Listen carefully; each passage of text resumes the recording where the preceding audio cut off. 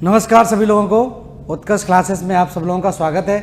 तो देखिए, हम बात कर रहे थे जल मंडल की, और जल मंडल टॉपिक अगर आप देखते हैं तो जल मंडल के अंदर क्या क्या पार्ट आपको पढ़ने होते हैं उसके बारे में हम जान चुके हैं। तो जल मंडल में देखिए, पहली चीज़ तो जल मंडल में हमने यहाँ पर जान ली, किसके बारे में जान ली, जिसको हम बोलते हैं महासागरीय उच्चावच। तो महासागरीय उच्चावच से एक तो सीधा प्रश्न आपका बन जाता है। दूसरा जो आपका बनता है इसको हम बोलते हैं क्या, लवणता। और तीसरा जो पार्ट है उसमें आपका आ जाता है महासागरीय धाराएं, महासागरीय धाराएं। और बाकी जल संधियां वगैरह आती हैं। तो जल संधियां हम स्थल मंडल वाले टॉपिक में महाद्वीपों के साथ में जल संधियां पढ़ चुके हैं कि कौन सी जल संधि कहाँ पर है। उन्हीं प्रमुख जल संधियों को आपको थोड़ा सा जानना है, ठीक है। तो आज इसमें जो तीसरा पार्ट है इसके बारे में हम डिस्कस करेंगे, जिसको हम बोलते हैं महासागरीय धाराएं या ओशिनिक करेंट्स। तो महासागरीय देखिए धाराओं की हम बात करें तो महासागरीय धाराएं, सिंपल सी बात है, महासागरीय धाराएं। तो देखिए, महासागरीय धाराओं की हम बात करें तो महासागरीय धाराओं के बारे में अगर बात की जाए तो देखिए, जैसे ये मान लीजिए महासागर है, ये क्या है, एक महासागर है। और महासागर में इस तरह से धाराएं चलती हैं, या इनको महासागरीय नदियां भी कहा जाता है, महासागरीय नदियां भी कहा जाता है। ये क्या है, महासागर है।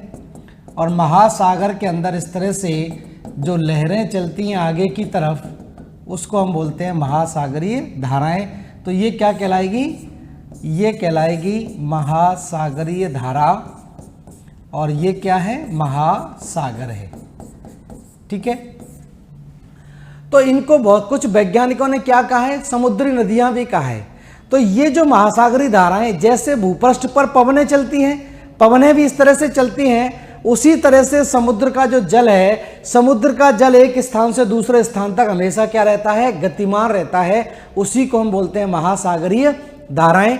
तो महासागरीय धाराओं का हम अध्ययन कैसे करेंगे, महासागरीय धाराओं के बारे में सबसे पहले तो हम जानेंगे कि किसे कहते हैं महासागरीय धाराएं, क्या होती हैं, ठीक है, किस तरह से इनको परिभाषित किया जा सकता है।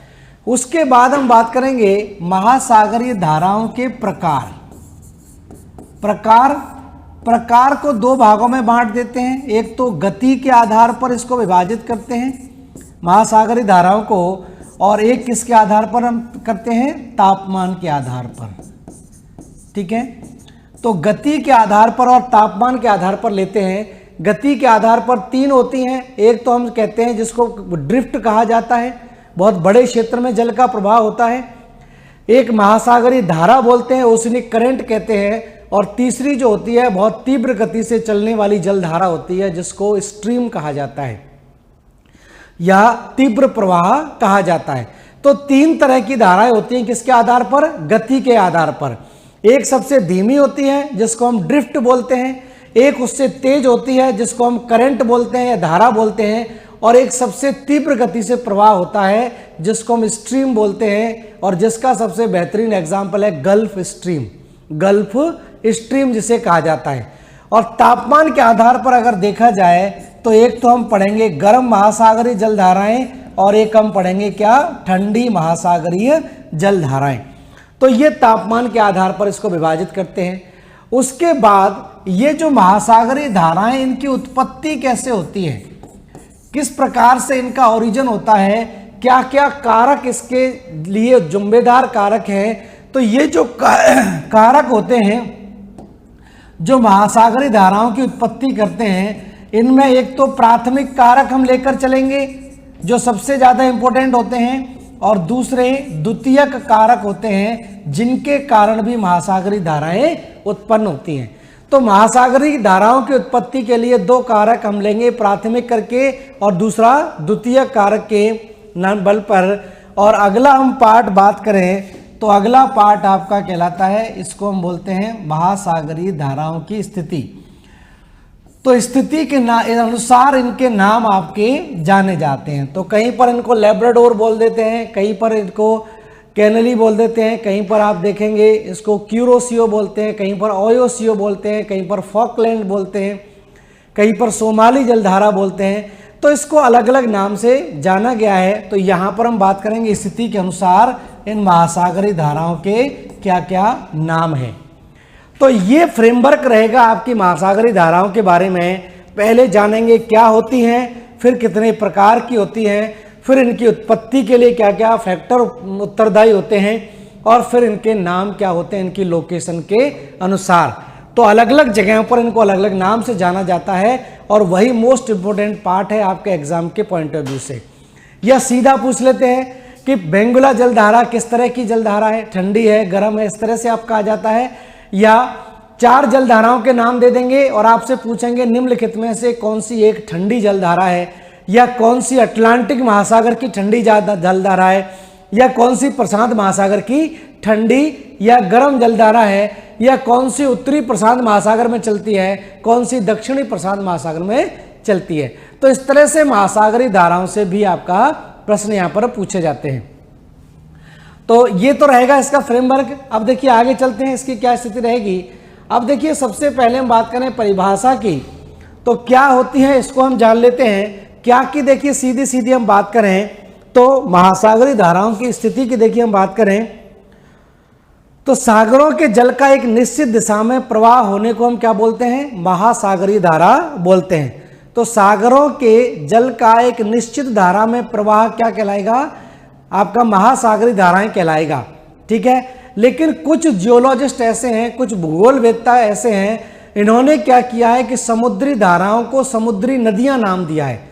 समुद्री धाराओं को समुद्री नदियों का नाम दिया है, जो वायुमंडलीय और समुद्रीय कारकों से प्रवाहित होकर संचरित होती है। वायुमंडलीय कारक मतलब क्या होते हैं, पवनें, और समुद्री कारक का मतलब क्या होता है, आपका जल के अंदर लवणता है, तापमान है, घनत्व है, ये भी कारक आपके उत्तरदायी होते हैं। तो यहां पर देखिए बात करें सामान्य सी परिभाषा या इसकी एक गरीब परिभाषा देखें, महासागरीय धाराओं की, महासागरीय धाराएं।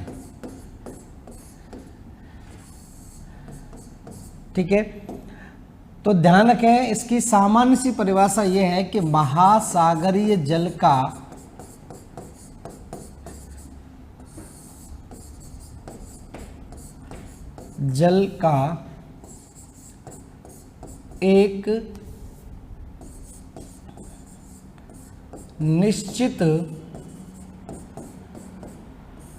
एक निश्चित दिशा में प्रवाह,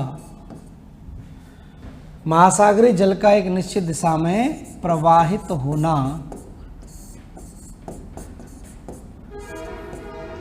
महासागरीय धारा कहलाता है। महासागरीय धारा कहलाता है।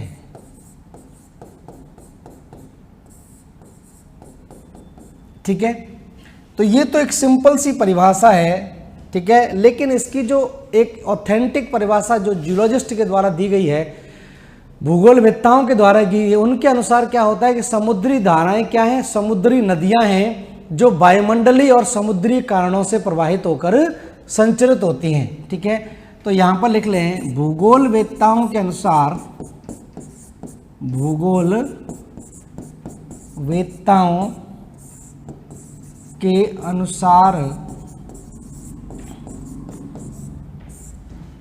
महासागरीय धाराएं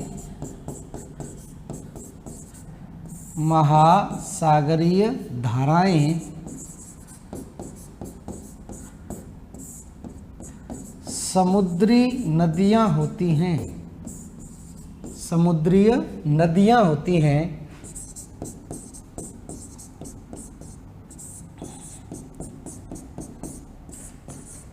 जो वायुमंडलीय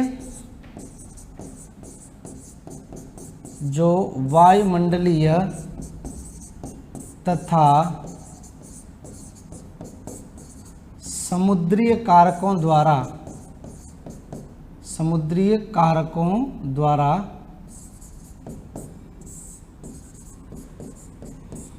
संचरित होती हैं, संचरित होती हैं।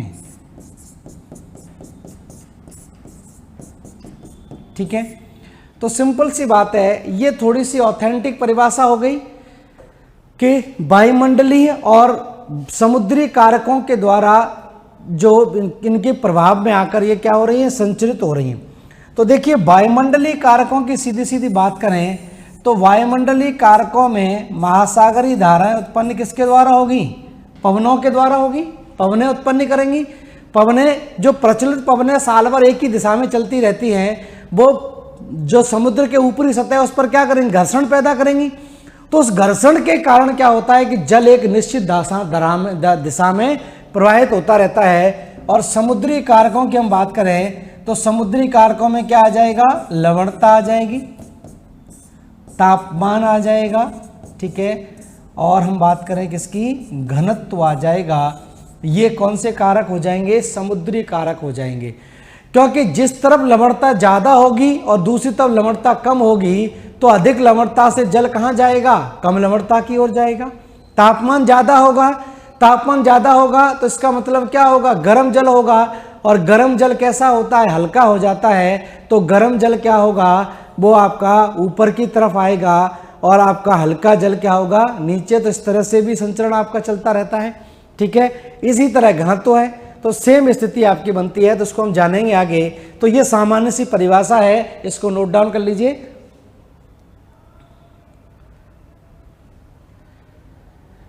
ठीक है, अब देखिए महासागरीय धाराओं के प्रकार की बात करें तो महासागरीय धाराओं के प्रकार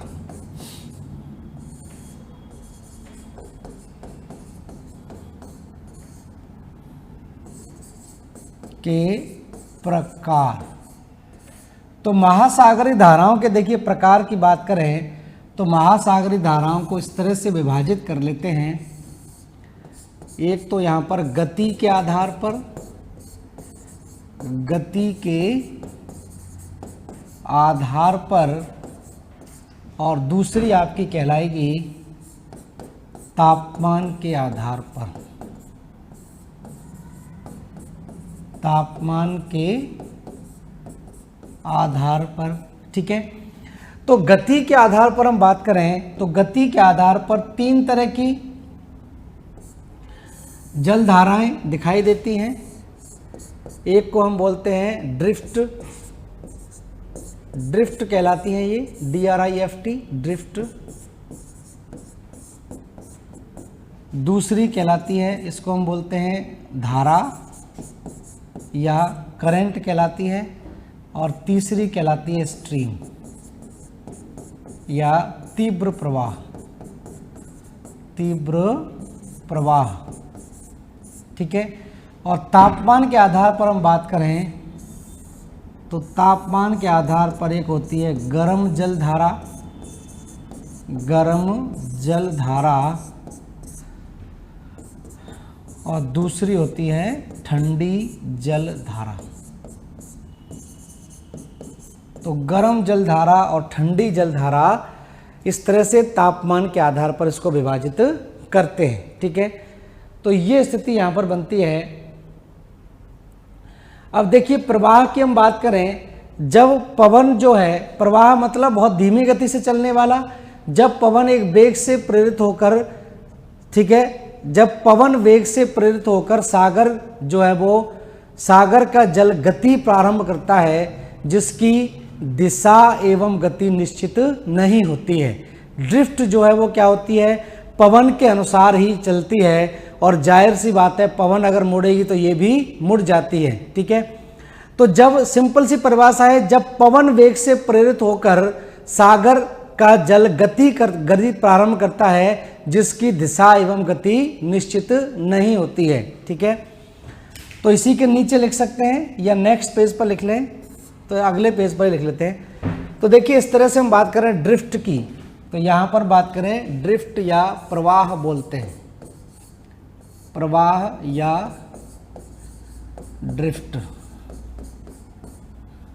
ठीक है। तो सिंपल सी परिभाषा है, जब पवन वेग से प्रेरित होकर, पवन वेग से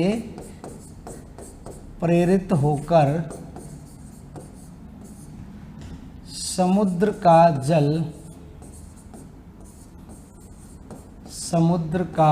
जल गति प्रारंभ करता है, गति प्रारंभ करता है, लेकिन इसका वेग एवं दिशा, वेग एवं दिशा निश्चित नहीं होती है, निश्चित नहीं होती। ठीक है। तो पवन वेग के कारण जल में गति तो हो रही है, लेकिन कोई निश्चित दिशा नहीं है, वो किधर भी मुड़ सकता है। तो वो क्या कहलाएगा? प्रवाह कहलाएगा। जैसे उत्तरी अटलांटिक प्रवाह है, दक्षिणी अटलांटिक प्रवाह है। ठीक है। एग्जाम्पल के तौर पर लिख सकते हैं, जैसे नॉर्थ अटलांटिक ड्रिफ्ट कहलाती है, उत्तरी अटलांटिक प्रवाह, उत्तरी अटलांटिक प्रवाह तथा दक्षिणी अटलांटिक प्रवाह, दक्षिणी अटलांटिक प्रवाह। तो उत्तरी अटलांटिक प्रवाह तथा दक्षिणी अटलांटिक प्रवाह ये आपका कहलाता है, जिसको हम बोलते हैं ड्रिफ्ट। ठीक है। एग्जाम्पल है इसका। अब धारा की बात करें, सबसे ज़्यादा धाराओं से आपसे पूछा जाता है, जब सागर का जल एक निश्चित दिशा में अधिक वेग से गतिमान होता है, जब सागर का जल एक निश्चित दिशा में अधिक वेग से गतिमान होता है, उसको हम क्या बोलते हैं? धारा बोलते हैं। जैसे बेंगविला धारा है, फॉकलैंड धारा है, कैनरी जल धारा है। ठीक है। ये सारी की सारी क्या कहलाती हैं? धारा कहलाती हैं। तो दूसरा यहाँ पर लिख लीजिए, धारा या करंट। धारा या करंट इसको बोलते हैं। तो धारा या करंट की सिंपल सी परिभाषा आपको याद रखनी है। जब सागर का जल एक निश्चित दिशा में, जब सागर का जल एक निश्चित दिशा में, सागर का जल एक निश्चित दिशा में अधिक वेग से गतिमान होता है, अधिक वेग से गतिमान होता है, गतिमान होता है, उसको हम क्या बोल देते हैं? धारा बोल देते हैं। जैसे एग्जाम्पल के तौर पर आप लिख सकते हैं, हम्बोल्ट जलधारा, हम्बोल्ट जलधारा या बेंगविला जलधारा, बेंगविला जलधारा। ठीक है। कैनरी जलधारा, कैनरी जलधारा आदि कई सारी जलधाराएं अभी हम पढ़ेंगे सारा। तो ये कुछ एग्जाम्पल के तौर पर लिख सकते हैं धारा की, अगर परिभाषा पूछी जाती है तो। ठीक है।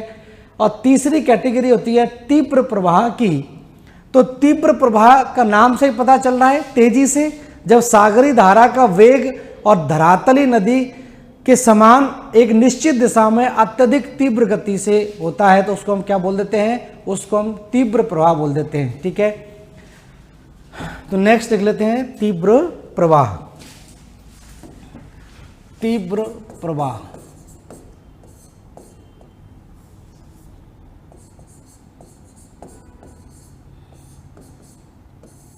या स्ट्रीम बोलते हैं इसको इंग्लिश में, स्ट्रीम। ठीक है।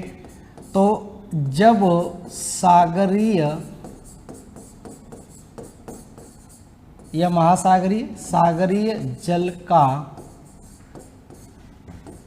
एक निश्चित दिशा में, निश्चित दिशा में नदियों के समान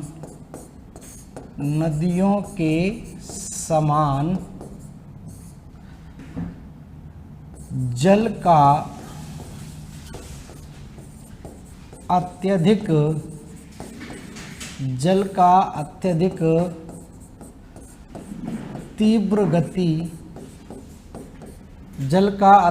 तीव्र गति से प्रवाह स्ट्रीम कहलाता है। स्ट्रीम कहलाता है।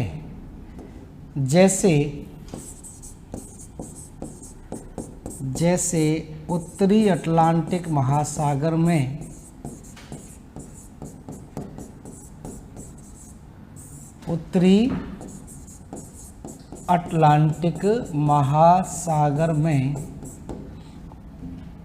Gulf stream.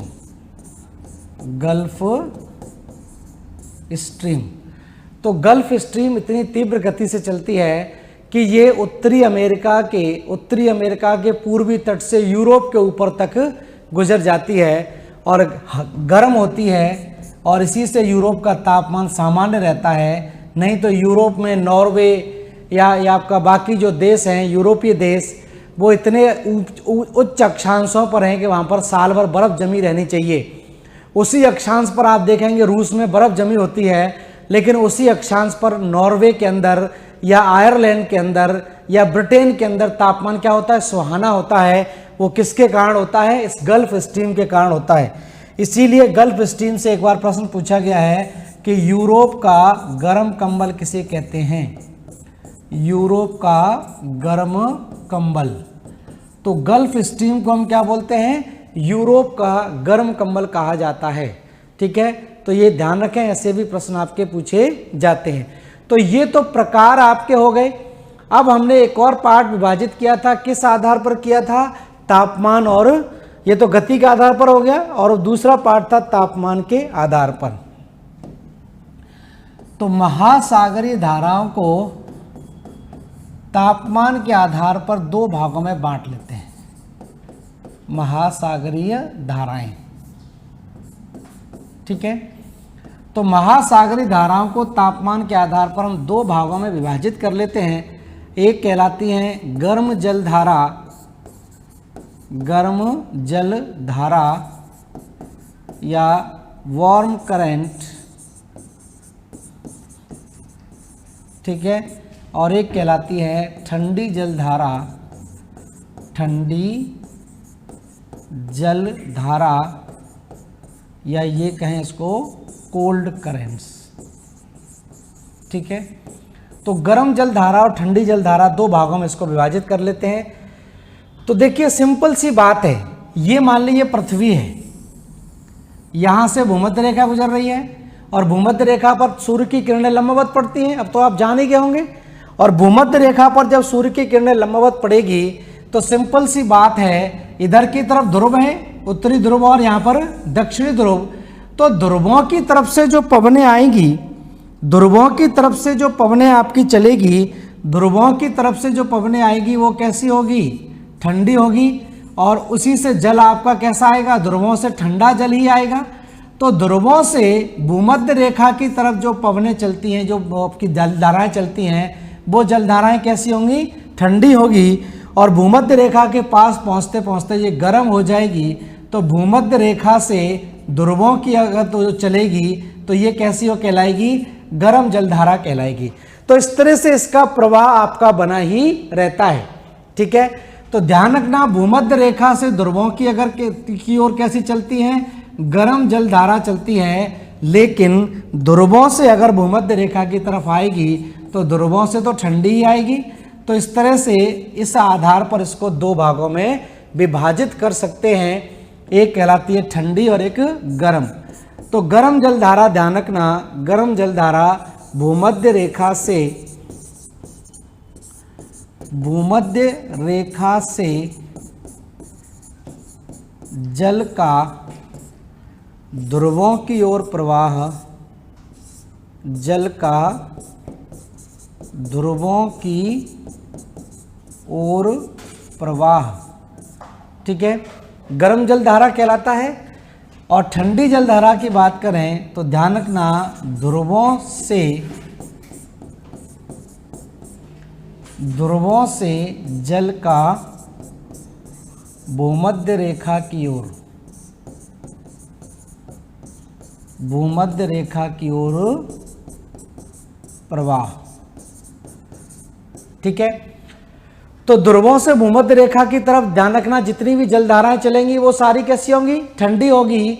और भूमध्य रेखा से ध्रुवों की तरफ जाएगी वो सारी जल धारा कैसी होगी, गर्म जल धारा होगी। ध्यान रखना, ये पॉइंट बहुत इंपॉर्टेंट है, इस तरह से ध्यान आपको रखना है, ठीक है। अब ध्यान रखें, महासागरीय धाराओं को प्रभावित करने वाले कारक। तो प्राथमिक कारक और द्वितीयक कारक आपको ध्यान रखने हैं, सबसे महत्वपूर्ण है प्राथमिक कारक ही, ठीक है। तो यहां पर हम हेडिंग डाल रहे हैं अब, महासागरीय धाराओं को प्रभावित करने वाले कारक।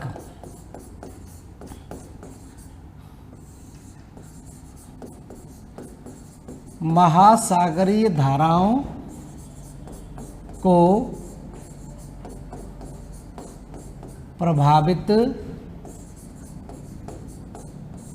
करने वाले कारक, ठीक है। अब प्रभावित करने वाले कारकों में हम सबसे पहले कौन से लेते हैं, प्राथमिक कारक लेते हैं। प्राथमिक कारक, और प्राथमिक कारक में सबसे पहले कौन आ जाएगा, प्राथमिक कारक में सबसे पहले आप पॉइंट डालिए, सबसे पहले लिखिए पृथ्वी का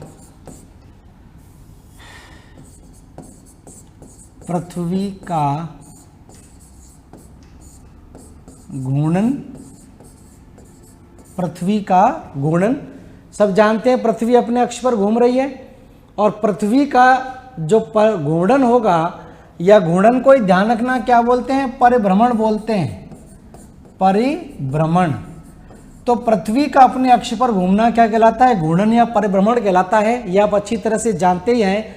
और पृथ्वी अपने अक्ष पर कहां से कहां घूमती है, पश्चिम से पूरब की ओर घूमती है। तो देखिए, ये मान लीजिए पृथ्वी है इस तरह से, ठीक है, और यहां से लेकर यहां तक भूमध्य रेखा है, और ये मान लीजिए पृथ्वी का क्या अक्ष है, एक्सिस है।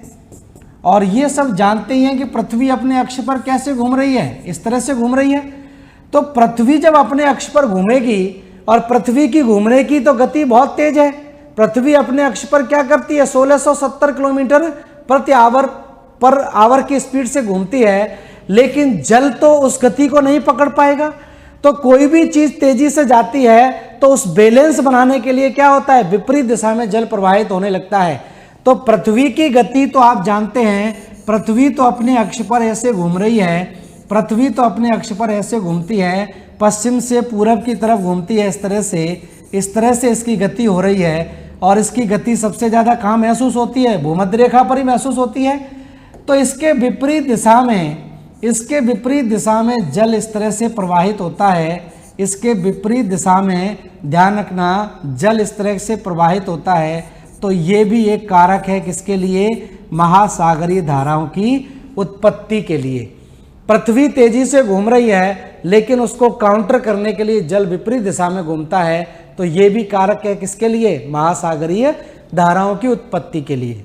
प्राथमिक कारक में पहला पृथ्वी का परिभ्रमण, और दूसरा हम पॉइंट डालें, दूसरा पॉइंट डाल सकते हैं प्रचलित पवनें। प्रचलित पवनें, अगर प्रचलित पवनों की हम बात करें जो साल भर एक ही दिशा में चलती रहती हैं, जैसे व्यापारिक पवनों से आप परिचित होंगे, पछुआ पवनों से आप परिचित होंगे। तो जिस प्रकार से पवनों की गति होती है, और पवन जल के ऊपर क्या करते हैं, घर्षण पैदा करते हैं। तो जल जब पवने जल के ऊपर जब घर्षण पैदा करेगी, तो जल की दिशा क्या होगी, एक दिशा में जल गति करने लगेगा। तो सिंपल सी बात है, इसको ऐसे समझिए, ये मान लीजिए पृथ्वी है, और पृथ्वी में आपको पता ही है ये भूमध्य रेखा है बीचों बीच से, ठीक है, और प्रचलित पवनें चलती हैं। और जब प्रचलित पवनें चलेगी, मान लीजिए जैसे यहाँ से लेकर यहाँ तक इस तरह से आप देखेंगे व्यापारिक पवनें चलती हैं, तो व्यापारिक पवनें इस जल को धकेलकर कहाँ लाएंगी, भूमध्य रेखा की तरफ लेकर आएगी। तो जल को धकेलकर इधर लाएंगी तो जाहिर सी बात है इस जल में क्या होगी, गति शुरू हो जाएगी। या इसके विपरीत हम बात करें, यहाँ पर इधर से इधर की तरफ क्या चलती हैं, पछुआ पवनें चलती हैं, और जब जल इनके प्रभाव में आ जाएगा तो जाहिर सी बात है जल में गति इस तरह से हो जाएगी। तो ये जो प्रचलित पवनें हैं, ये जो प्रचलित पवनें हैं, जैसे चाहे तो व्यापारिक पवनें हो, चाहे आपकी पछुआ पवनें हो, तो ध्यान रखना व्यापारिक पवनें या पछुआ पवनें जो है वो जल धाराओं की उत्पत्ति के लिए उत्तरदायी होती है। तो महासागरीय धाराओं को नियंत्रित करने के लिए एवं नियामक करने के लिए सबसे महत्वपूर्ण कारक कौन से होते हैं, प्रचलित पवनें। ठीक है, तो ध्यान रखें महासागरीय धाराओं को नियंत्रित एवं नियामक रेगुलेट करने का भी काम करती है। नियामक करने में महत्वपूर्ण भूमिका होती है।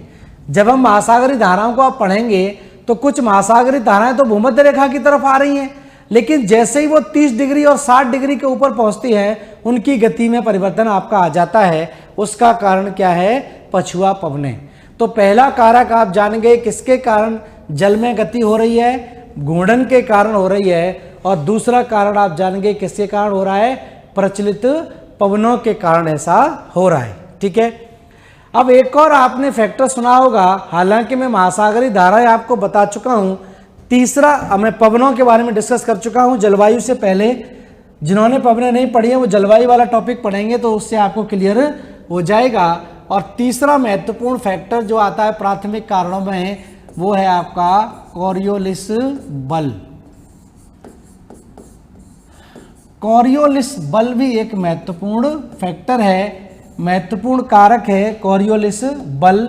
कोरियोलिस बल सब जानते ही हैं। कोरियोलिस ने क्या कहा था कि पृथ्वी के घूर्णन के कारण और पृथ्वी के गोलाकार आकृति के कारण, किसके कारण, घूर्णन के कारण और पृथ्वी की गोलाकार आकृति के कारण जो पवनें होती हैं वो पवनें उत्तरी गोलार्ध में अपने राइट हैंड साइड में, जबकि दक्षिणी गोलार्ध में अपने लेफ्ट हैंड साइड में विक्षेपित होती हैं।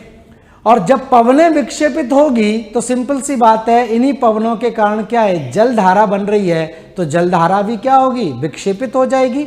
तो इसी तरह से जिस प्रकार से पवनें विक्षेपित होती हैं उसी तरह से जल धारा विक्षेपित हो जाएगी। जैसे मान लीजिए यहाँ पर दो महाद्वीप हैं, एक महाद्वीप इस तरह से है और दूसरा महाद्वीप इस तरह से है।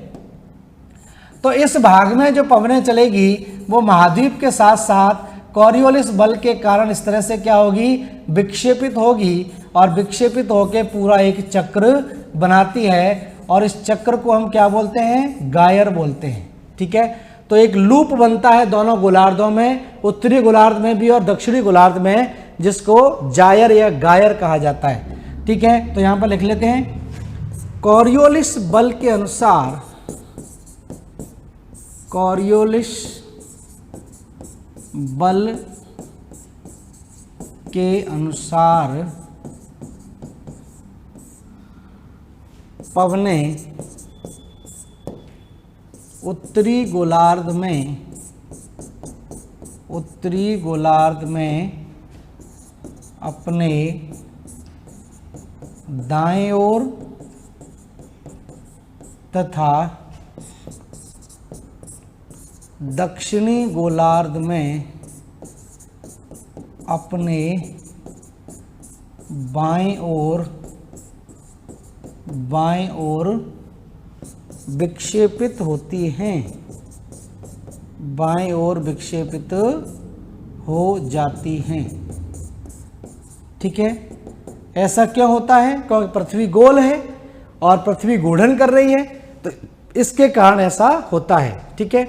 तो ये स्थिति बनती है। तो उत्तरी गोलार्ध में ये क्या है? उत्तरी गोलार्ध है, नॉर्दर्न हेमिस्फीयर है, और ये क्या है? दक्षिणी गोलार्ध।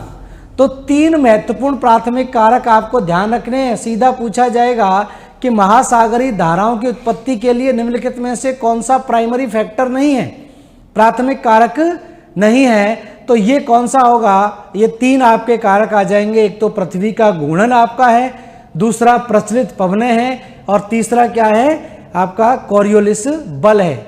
देखिए कॉन्सेप्ट बेस है ये पूरा, इसलिए मैं बहुत धीमी गति से लेकर चल रहा हूं। एक एक चीज आपकी क्लियर होगी तो आगे के लिए आपका कॉन्सेप्ट भी बन जाएगा कि कौन सी महासागरीय धारा क्यों ठंडी है, क्यों गर्म है, क्यों इस स्थान पर ये ठंडी है और क्यों उस स्थान पर ये गर्म है। ये क्लियर आपका हो जाएगा। तो ये यहां तक क्लियर है मामला। तो ये कोरियोलिस बल उत्तरी गोलार्ध में राइट हैंड साइड में, दक्षिणी गोलार्ध में लेफ्ट हैंड साइड में अपने और बाएं और दाएं ओर विक्षेपित होती हैं। ये आपको ध्यान रखना है।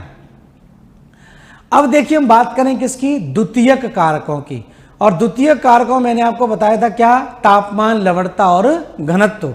तो इसका लिख लीजिए, इसको स्क्रीनशॉट लीजिए फटाफट। तो द्वितीयक कारक की हम बात करें तो तापमान, लवणता और घनत्व वाला फैक्टर आपका आ जाएगा। तापमान, लवणता और घनत्व वाली बात यहां पर आ जाएगी। तो इसके लिए सिंपल सा कॉन्सेप्ट आप देखिए। द्वितीयक कारक की हम बात करें,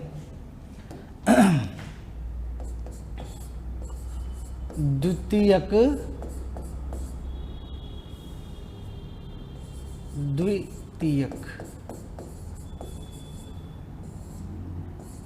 कारक, तो सेकेंडरी फैक्टर की देखिए हम बात करें क्या क्या है। तो इसमें आपका आ जाता है एक तो तापमान, लवणता, ठीक है, और घनत्व, ठीक है। ऐसी स्थिति बनती है। अब देखिए इसको ऐसे समझ लीजिए, ये मान लीजिए एक महासागर है। इस तरह से हमने मान लिया, ये मान लेते हैं क्या है? एक महासागर है इस तरह से, और महासागर में इस तरह से जल भरा हुआ है।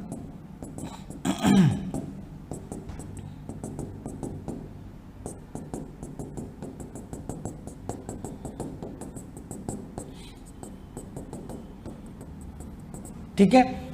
अब मान सिंपल सी बात है, यहां पर मान लीजिए सूर्य निकला है, तो सूर्य की लंबवत किरणें यहां पर पड़ेगी।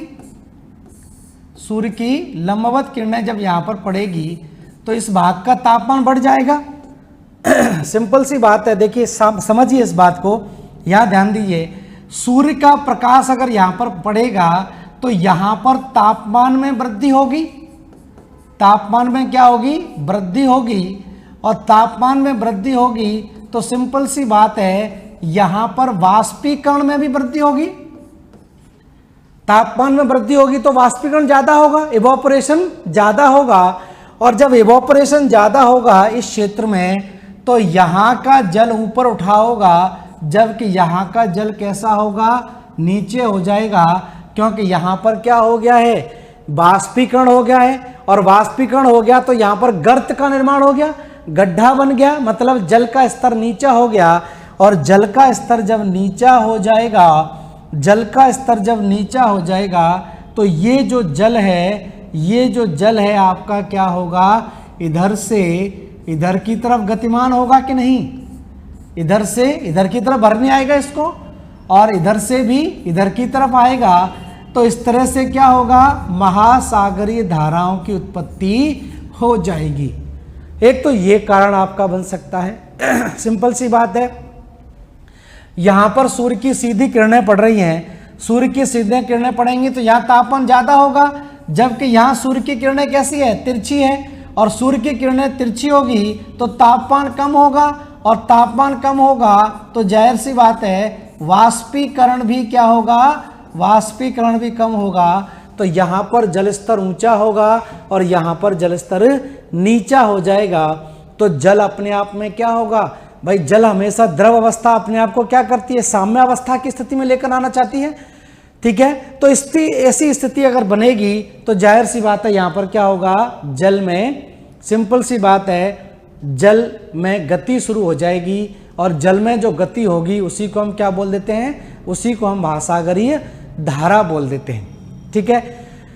दूसरा एक और कॉन्सेप्ट समझिए, तापमान अगर ज़्यादा है किसी भी स्थान का, तापमान ज़्यादा होगा, तापमान ज़्यादा होगा तो वाष्पीकरण ज़्यादा होगा, वाष्पीकरण ज़्यादा होगा, और वाष्पीकरण ज़्यादा होगा तो जाहिर सी बात है लवणता, सैलिनिटी बढ़ेगी या घटेगी,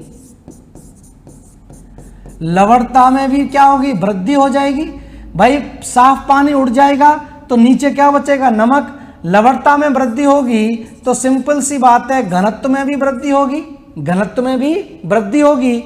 तो यहाँ पर ज़्यादा घनत्व वाला जल होगा और यहाँ पर कम घनत्व वाला जल होगा तो भी इसमें क्या होगी, गतिमान गति शुरू हो जाएगी। तो ये भी एक कारण आप इस तरह से समझ सकते हैं, सिंपल सी बात यहाँ पर बनती है। तो एक तो ये सिंपल तरीका है इसको जानने का। दूसरा एक और क्या होता है, दूसरा एक और फैक्टर यहाँ पर समझिए, दूसरा एक और स्थिति बनती है, जैसे ये मान लीजिए महासागर है इस तरह से, ठीक है, और महासागर में गहराई में जितना जाएंगे घनत्व आपका बढ़ जाता है, नीचे अधिक घनत्व वाला जल पाया जाता है क्योंकि ये जल भारी होता है, ठीक है, और ठंडा भी होता है, तापमान भी इसका ज़्यादा होता है। ऐसी स्थिति में अगर आप देखें, ऐसे मान लीजिए जल इसमें भरा हुआ है और महासागरों के ऊपरी भाग पर तापमान और इसका प्रभाव ज़्यादा पड़ता है, नीचे इसका प्रभाव नहीं पड़ता है। ठीक है। तो ध्यान रखना, महासागरों का जो औसत तापांतर है, महासागरों का औसत तापांतर,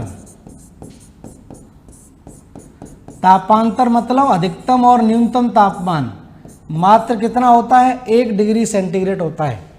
तो अधिकतम और न्यूनतम में कितने का अंतर आता है, मात्र 1 डिग्री सेंटीग्रेड का। और अगर यही 2 से 3 डिग्री 4 डिग्री सेंटीग्रेड अगर हो जाता है तो चक्रवात आपके पैदा हो जाते हैं महासागरों में। अब ऐसी स्थिति में देखिए, ऐसी स्थिति में अगर आप देखें और यहाँ से क्या चल रही हैं, पवनें चल रही हैं, प्रचलित पवनें, प्रचलित पवनें गति कर रही हैं, और प्रचलित पवनें गति करेगी तो जल भी गतिमान हो जाएगा, जल भी क्या होगा, गतिमान हो जाएगा।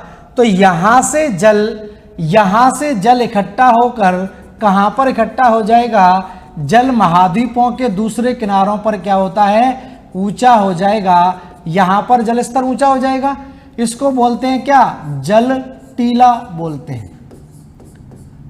उठा हुआ भाग क्या कहलाता है, टीला। तो ये जो प्रचलित पवनें चल रही हैं, इन्होंने क्या किया, जल धकेल दिया, और जल धकेल के कहाँ पर इकट्ठा हो गया, इस जगह पर इकट्ठा हो गया। और दूसरी जगह से जल जब आया हुआ है तो यहाँ पर जल स्तर कैसा हो जाएगा, यहाँ पर जल स्तर नीचा हो जाएगा, यहाँ पर जल स्तर नीचा हो जाएगा। तो यहाँ पर क्या बन जाती है, जल घाटी बन जाती है, जल घाटी या गर्त बन जाती है। ऐसी स्थिति बन गई, जल घाटी। यहाँ पर जल स्तर नीचा है और यहाँ पर जल स्तर ऊंचा हो गया, क्योंकि ये प्रचलित पवनें इसको धकेल रही हैं, और प्रचलित पवनें साल भर चलती रहती हैं। तो साल भर जल यहाँ पर इकट्ठा ही होता रहेगा। अब ऐसा तो है नहीं कि यहाँ जल इकट्ठा होता होता बहुत ऊंचा चला जाएगा, जल पर क्या होगा, दबाव पड़ेगा। तो यहाँ से जब इस पर दबाव पड़ेगा तो ये जल कहाँ पर जाएगा, नीचे की ओर दबेगा, और नीचे की ओर दबते दबते यहाँ तक पहुँचेगा, और उसके बाद जल महासागर की गहराई में इस तरह से चलने लगेगा। और आगे जब जल चलेगा तो यहाँ पर महाद्वीप आ गया, फिर महाद्वीप के सहारे ऊपर उठेगा तो यहाँ पर ऊपर आ जाएगा। यहाँ पर देखिए गर्म जल था, नीचे आया, नीचे ठंडा हो गया, और ठंडा जल फिर यहाँ पर ऊपर निकलेगा, और ठंडा जल यहाँ पर ऊपर निकलेगा। तो किसी भी महाद्वीप में आप देखेंगे, किसी भी महाद्वीप में प्रचलित पवनें इधर ही चलती हैं, प्रचलित पवनें इधर चलेगी तो यहाँ पर जल टीला बन जाएगा। अब ये जल कहाँ जाएगा, नीचे की तरफ जाएगा, क्योंकि वापस तो जा नहीं सकता है, वापस तो जा नहीं सकता है, क्योंकि इधर से तो पवनें इसको धकेल रही है कि साइड में। तो ये जल कहाँ जाता है, महासागरों के नीचे नीचे जाता है और फिर इस भाग पर ऊपर निकलेगा, इस भाग पर ऊपर निकलेगा तो यहां पर जलधारा कैसी चलेगी, ठंडी जलधारा पाई जाएगी। ठंडी जलधारा का विकास होता है। तो महाद्वीपों के कुछ स्थानों पर आप देखेंगे वहां पर गर्म जलधारा चलनी चाहिए, लेकिन वहां जलधारा कैसी होती है, ठंडी जलधारा चलती है। उसका मेन कारण क्या है कि जल की यहां पर क्या होती है, डाउन वेलिंग होती है। इसको क्या बोलते हैं, डाउन वेलिंग बोलते हैं। डाउन वेलिंग मतलब जल यहां पर नीचे की तरफ जाता है और यहां पर जल ऊपर निकलता है, तो इसको हम क्या बोलते हैं, अप वेलिंग बोलते हैं। तो अप वेलिंग और डाउन वेलिंग के कारण आपके क्या होती है, जल में इस तरह की गति पाई जाती है और इस गति के कारण आप देखेंगे जल क्या होगा, इस तरह से गतिमान होता रहता है। तो कुछ महाद्वीपों में मैं आपको बताऊंगा कि वहां पर क्यों ठंडी जलधारा बह रही है, उस ठंडी जलधारा का कारण क्या है, यही है अल्नीनो जो आता है, अल्नीनो का भी या लानिनो का भी कारण क्या है, अपवेलिंग और डाउन वेलिंग वाला भी कारक इसमें उत्तरदायी आपका रहता है। तो इस तरह से ये आपने जाना कि किस प्रकार से महासागरीय धाराएं आपकी कार्य करती हैं, किस प्रकार से महासागरीय धाराओं की स्थिति बनती है।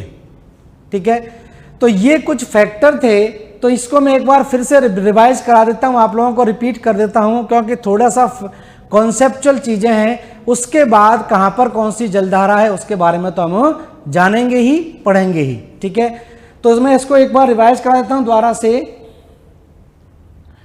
तो देखिए यहां से हम बात कर रहे थे, यहां से महासागरीय धाराओं की बात करेंगे। तो महासागरीय धाराएं देखिए क्या होती हैं, समुद्र में नदियों की तरह चलने वाली स्थिति बनती है।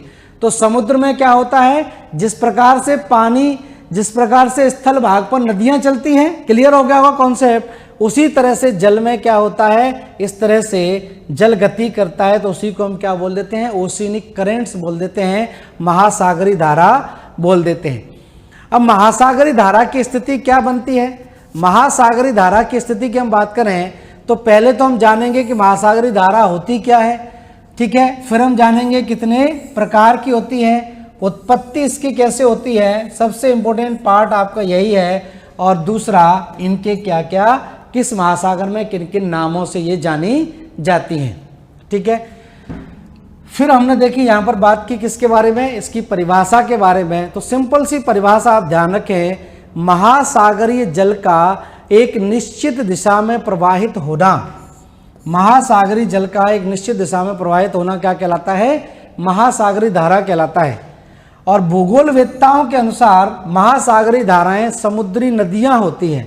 क्या होती हैं, समुद्री नदियां जो होती हैं, जो वायुमंडलीय और समुद्री कारकों के कारण उत्पन्न होती है। वायुमंडलीय कारक मतलब क्या है, प्रचलित पवनें, और समुद्री कारक क्या है, तापमान, घनत्व और आपका लवणता। तो ये आपका कारक आ जाते हैं कौन से, समुद्री। फिर हमने महासागरीय धाराओं के प्रकार की बात की। तो गति के आधार पर महासागरीय धाराएं 3 प्रकार की होती हैं। एक कम गति वाली होती है, ड्रिफ्ट ध्यान रखना, इसकी गति क्या होती है, कम गति होती है। इसकी तुलना में गति कैसी होती है, अधिक होती है। और इसकी गति कैसी हो जाती है, सर्वाधिक हो जाती है। तो सबसे तीव्र गति से चलने वाली अगर महासागरीय धाराएं पूछी जाएं कौन सी हैं, तो ध्यान रखना स्ट्रीम कहलाती है, जिसको गल्फ स्ट्रीम भी कहा जाता है। और फिर तापमान के आधार पर गर्म जलधारा और ठंडी जलधारा की बात की जाए। अब देखिए इसकी परिभाषा क्या है, प्रवाह की, प्रवाह या ड्रिफ्ट कहा जाता है। तो जब पवन वेग से प्रवाहित होकर समुद्र का जल गति प्रारंभ करता है, लेकिन इसकी वेग एवं दिशा निश्चित नहीं होती। तो जब वेग और दिशा निश्चित नहीं होगी तो यह क्या कहलाएगा, प्रवाह कहलाएगा या ड्रिफ्ट कहलाएगा। जैसे उत्तरी अटलांटिक ड्रिफ्ट है या दक्षिणी अटलांटिक ड्रिफ्ट है। फिर हमने बात की कौन सी, धारा की। और धारा की बात करें तो जब सागर का जल एक निश्चित दिशा में अधिक वेग से चलता है, इसकी तुलना में इसका वेग क्या है, अधिक है, और दिशा क्या है, निश्चित है, इसकी दिशा निश्चित नहीं है। तो ये कुछ एग्जाम्पल हैं जिसको हम बाद में पढ़ेंगे भी, जैसे हम्बोल्ट है, बेंगुला है, कैनरी है, फॉकलैंड है, सोमाली जलधारा है, बहुत नामों से जलधारा जानी जाती है, कैलिफोर्निया जलधारा भी है। तो ये स्थिति बनती है। अब तीसरी हम बात करें तीव्र प्रवाह या स्ट्रीम जिसको कहा जाता है, तो जब सागरी जल का एक निश्चित दिशा में नदियों के समान, ठीक है, किसके समान, नदियों के समान जल जो है वो तीव्र गति से प्रवाहित होता है, उसको स्ट्रीम बोलते हैं। जैसे उत्तरी अटलांटिक महासागर में आप देख सकते हैं गल्फ स्ट्रीम, और गल्फ स्ट्रीम के कारण ही उत्तरी भाग जो है यूरोप का उत्तरी पार्ट जो है वो कैसा रहता है, सामान्य तापमान वाला रहता है। तो ये सारा खेल किससे हुआ है, गल्फ स्ट्रीम के कारण हुआ है, इसलिए इसको हम क्या बोलते हैं, यूरोप का गर्म कंबल बोल देते हैं। फिर देखिए महासागरीय धाराओं की हम बात करें, ठंडी जलधारा और गर्म जलधारा। तो देखिए महासागरीय धाराओं में गर्म जलधारा होती है, और गर्म जलधारा क्यों बोलते हैं, क्योंकि इसमें जल जो है वो भूमध्य रेखा से कहाँ जाता है, ध्रुवों की ओर गति करता है। तो जो भी जलधारा, ध्यान रखना, भूमध्य रेखा से ध्रुवों की तरफ जा रही होगी वो जलधारा कैसी होगी, गर्म जलधारा होगी। वो जलधारा कैसी होगी, ध्यान रखना, गर्म होगी। और जो ध्रुवों से भूमध्य रेखा की तरफ आ रही होगी वो कैसी होगी, ठंडी होगी। बस इतना इसमें ध्यान रखना है। तो सिंपल सा है, भूमध्य रेखा से जल का ध्रुवों की ओर प्रवाह गर्म जलधारा कहलाता है, और ध्रुवों से भूमध्य रेखा की ओर ठंडी जलधारा। तो यही आपकी पूछी भी जाती है कि कहाँ पर कौन सी ठंडी जलधारा और कौन सी गर्म जलधारा के रूप में जानी जाती है। ठीक है, फिर देखिए हम बात कर रहे थे महासागरीय धाराओं को प्रभावित करने वाले कारक। तो मोस्ट इंपोर्टेंट कारक हैं ये। तो प्राथमिक कारक और द्वितीयक कारक आपके कहलाते हैं। तो प्राथमिक कारकों में ध्यान रखना क्या है, पृथ्वी का घूर्णन या परिभ्रमण। और आपको पता है कि पृथ्वी हमेशा अपने अक्ष पर कहाँ से कहाँ घूमती है, पश्चिम से पूरब की ओर घूमती है। और पृथ्वी का जो घूर्णन होता है वो लगभग 1670 किलोमीटर प्रति घंटा होता है। और स्थल भाग तो तेजी से घूम रहा है साथ साथ में ही, लेकिन जल जो है वो उसको गति को नहीं प्राप्त कर पाता है। तो जल क्या होता है, विपरीत दिशा में गति करने लगता है। और उसी विपरीत दिशा में जब जल गति करेगा तो उसी से क्या होगा, महासागरीय धाराओं की उत्पत्ति हो जाएगी। तो ये एक तो प्राथमिक कारक हो जाएगा। दूसरा प्राथमिक कारक क्या है, प्रचलित पवनें। तो साल भर पृथ्वी के भूपृष्ठ पर कई प्रकार की पवनें चलती रहती हैं। पवनें हम पढ़ चुके हैं, ज्वाला, अगर हम जलवायु वाला टॉपिक पढ़ोगे तो उससे में सबसे पहले मैंने पवनें ही आपको करवाई थी। जैसे प्रचलित पवनों में कौन कौन सी पवनें आ जाती हैं, एक तो ये सन्मार्गी पवनें आ जाती हैं, व्यापारिक पवनें इनको बोलते हैं। एक आपकी ये पछुआ पवनें आ जाती हैं जो पश्चिम से पूरब की ओर गति करती हैं, और एक ध्रुवीय पूर्वी पवनें भी आ जाती हैं। ठीक है, तो यहाँ पर ये व्यापारिक पवनें पूरब से पश्चिम की ओर चलेगी, और जब पवनें समुद्र के ऊपरी सतह पर जब घर्षण पैदा करेगी तो उस घर्षण से जल क्या होगा, गतिमान हो जाएगा। और निरंतर ऐसा होता रहता है, और निरंतर जब ऐसा होता रहेगा तो जल में गति होती रहती है। तो जल में गति के कारण यहाँ पर क्या होता है, महासागरीय धारा उत्पन्न होती है। तो महासागरीय धाराओं को उत्पन्न करने में प्राइमरी फैक्टर कौन सा है, प्रचलित पवनें भी इसके अंदर आती हैं, या प्रिवेलिंग विंड्स। अगले फैक्टर की देखिए हम बात करें तो यहाँ पर कोरियोलिस बल काम करता है, और कोरियोलिस बल भी मैंने आपको बताया था। तो सिंपल सी बात है, कोरियोलिस महोदय ने सिंपल सा कॉन्सेप्ट बताया था कि पवनें उत्तरी गोलार्ध में क्या होती हैं, अपने राइट हैंड साइड में, और दक्षिणी गोलार्ध में अपने लेफ्ट हैंड साइड में विक्षेपित होती हैं। क्यों होती हैं, क्योंकि पृथ्वी कैसी है, गोलाकार है, और पृथ्वी गोलाकार होगी तो ऐसा ही होगा। जैसे मान लीजिए ये भूमध्य रेखा है, और भूमध्य रेखा पर तापमान कम है, और तापमान तापमान ज़्यादा रहता है, और तापमान सिंपल सी बात है ज़्यादा रहेगा, तो यहाँ पर निम्न दाब का क्षेत्र बन जाएगा, लो प्रेशर। तो इस लो प्रेशर को भरने के लिए जब पवनें आएगी, लो प्रेशर को भरने के लिए पवनें इधर से इधर आएगी, और उसके बाद पवनें गर्म होने के बाद ऊपर उठेगी, और जैसे जैसे ऊपर जाएगी ठंडी होगी, और ठंडी होके वापस नीचे तो आएगी नहीं, क्योंकि पृथ्वी क्या है, गोल है, और गोल होने के कारण पवनें क्या होती हैं, इस तरह से विक्षेपित होके नीचे की तरफ उतरती है। तो यही कोरियोलिस के द्वारा कहा गया था कि ये नॉर्दर्न हेमिस्फीयर में अपने राइट हैंड साइड में, जबकि साउदर्न हेमिस्फीयर में अपने लेफ्ट हैंड साइड में इस तरह से पवनें विक्षेपित होती है। तो इसी तरह से जैसे पवनें आपकी विक्षेपित हो रही हैं, उसी प्रकार से जल की गति भी विक्षेपित हो जाएगी। जैसे भूमध्य रेखा के आसपास पवनें पूरब से पश्चिम की ओर चलती हैं, तो जल यहाँ तक आ गया, फिर महाद्वीप से जल टकराया और जैसे जैसे महाद्वीप के सहारे ऊपर गया तो यहाँ पछुआ पवनें आ गई। तो पछुआ पवनों के प्रभाव से, जैसे यहाँ पर तो व्यापारिक पवनें चल रही थी, तो व्यापारिक पवनों के प्रभाव में इधर आ गया, लेकिन जैसे इसके साथ साथ ऊपर गया तो यहाँ पर क्या चल रही हैं, पछुआ पवनें चल रही हैं। तो पछुआ पवनों के प्रभाव से जल की गति कैसे हो गई, पश्चिम की तरफ हो गई। तो ये प्रभावित करते हैं क्या, ये प्रभावित करती हैं प्रचलित पवनें भी। ठीक है, फिर उसके बाद देखिए हमने बात की कौन सी, कुछ सेकेंडरी फैक्टर काम करते हैं, जैसे तापमान है, घनत्व है और आपकी लवणता है। तो ये भी सिंपल सा कॉन्सेप्ट है। अगर मान लीजिए किसी भी स्थान पर तापमान ज़्यादा है, वह वाष्पीकरण ज़्यादा होगा, वाष्पीकरण ज़्यादा होगा, जल भारी होगा तो दबेगा नीचे की तरफ। तो यहाँ पर क्या बन जाएगा, गर्त बन जाएगा। तो इसको भरने के लिए दोनों तरफ से जल आएगा, तो सिंपल सी बात है, वहाँ पर क्या होगी, महासागरीय धारा पैदा हो जाएगी।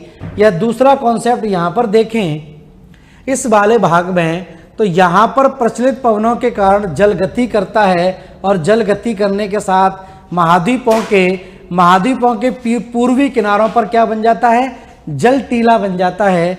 ये महाद्वीपों का पूर्वी किनारा है, जल टीला बन गया तो दबाव बनेगा, तो जल कहाँ आएगा, नीचे, और नीचे नीचे जल गति करने के बाद फिर से ऊपर की तरफ निकलेगा, तो यहाँ पर क्या बनेगा, ठंडी जलधाराएं। तो इसीलिए आप देखोगे कि महाद्वीपों के पूर्वी तट पर हमेशा कैसी जलधाराएं होती हैं, गर्म जलधाराएं होती हैं, और महाद्वीपों के पश्चिमी तट पर जलधारा कैसी पाई जाती है, ठंडी जलधारा पाई जाती है। तो महाद्वीपों के पूर्वी तट पर गर्म और महाद्वीपों के पश्चिमी तट पर हमेशा ठंडी जलधारा पाई जाती है। इसका कारण क्या है कि यहाँ पर जल की डाउन वेलिंग होती है और यहाँ पर अप वेलिंग होती है, और नीचे से ठंडा ही जल ऊपर जाएगा, क्योंकि समुद्र में गहराई पर जाने पर तापमान में क्या होती है, कमी होती चली जाती है। तो कमी होती चली जाएगी तो जल क्या होगा, ऊपर ही निकलेगा। तो इस वजह से यहाँ पर ठंडी जलधारा और यहाँ पर क्या होगी, गर्म जलधारा आपकी पाई जाती है। तो ये तो हमने केवल जाना अभी तक किस प्रकार से महासागरीय धाराएं उत्पन्न होती हैं, क्या क्या इसके पीछे कारक हैं। अब नेक्स्ट क्लास में अब जानेंगे कि किस महासागर में कौन कौन सी जलधाराएं आपकी पाई जाती हैं। ठीक है, तो धन्यवाद सभी लोगों के जुड़ने के लिए। नेक्स्ट क्लास में इसको आगे कराया जाएगा। Thank you.